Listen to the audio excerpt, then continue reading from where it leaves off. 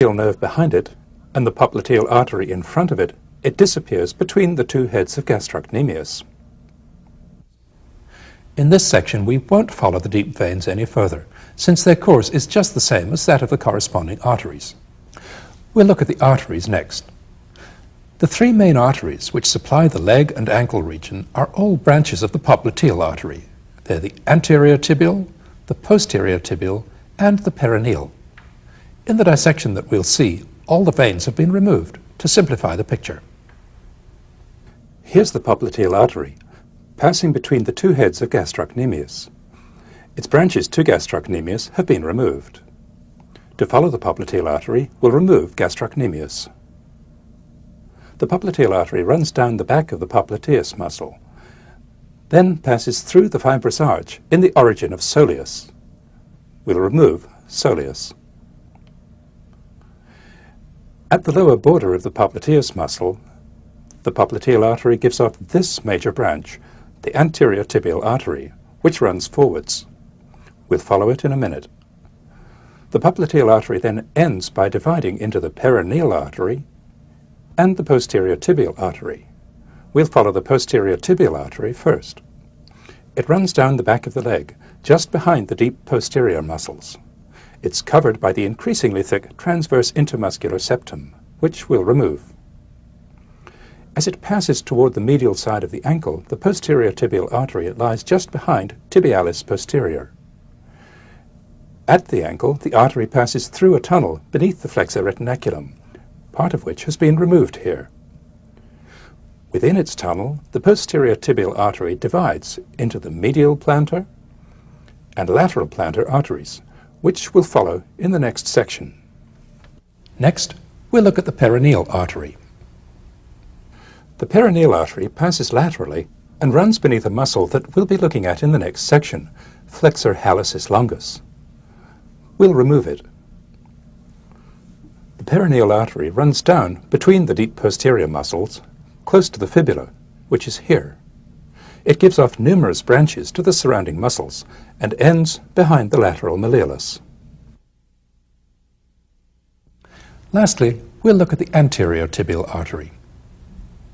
Here's where we saw the anterior tibial artery last, arising from the popliteal artery. It immediately passes forward through a gap in the interosseous membrane. We'll go round to the front to follow it. Here it is emerging. The anterior tibial artery runs down the leg on the interosseous membrane, just lateral to tibialis anterior. The long toe extensors, which have been removed in this dissection, lie lateral to the artery. At the ankle, the anterior tibial artery passes beneath the extensor retinaculum.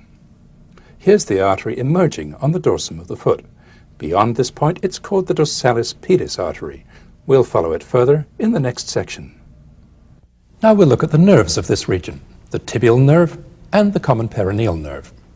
We saw them last at the knee, the tibial nerve disappearing, along with the popliteal vessels, between the heads of gastrocnemius. The common peroneal nerve disappearing underneath peroneus longus. We'll look at the tibial nerve first. To follow it, we'll remove two muscles which it supplies, gastrocnemius and soleus.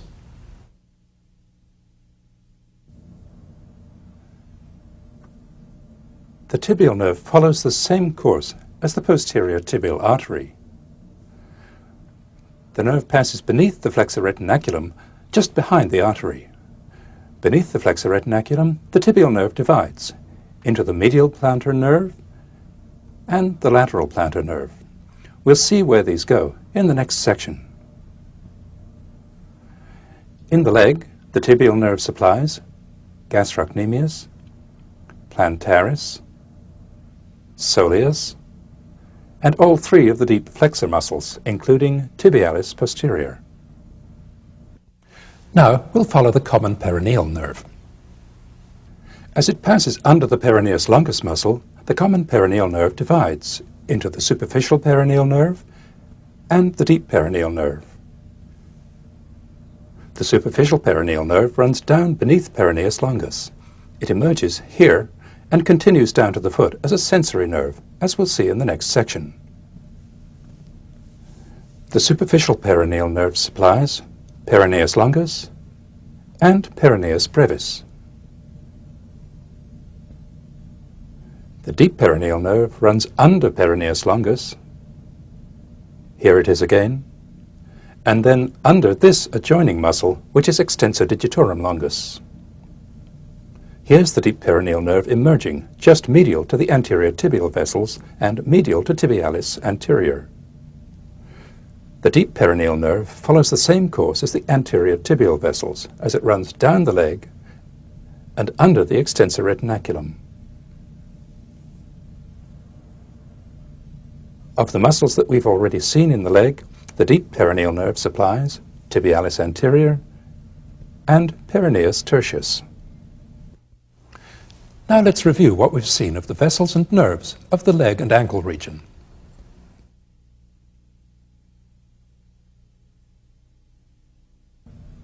Here's the long saphenous vein, the short saphenous vein, and the popliteal vein.